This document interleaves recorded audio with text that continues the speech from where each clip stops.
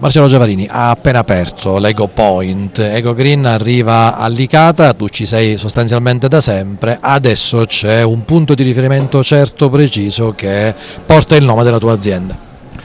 Sì, ne abbiamo aperti diversi, ma questo delicato è un'emozione, devo dire, un'emozione particolare, perché mi riporta indietro da circa 35 anni, nel 92, quando immigrai, però avevo la mia attività qua a Licata, quindi mi sento riportato indietro. È un punto di partenza l'Ego Green di Licata.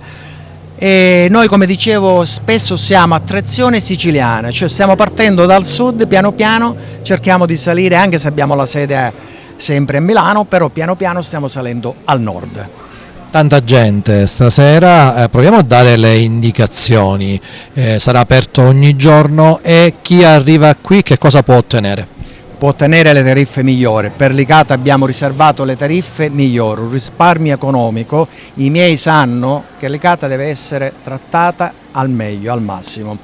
Poi in seguito, diciamo nel giro di 12-14 mesi, nascerà la prima CER, Comunità Energetica Rinnovabile, per cui i cittadini di Licata potranno avere ancora un maggior risparmio.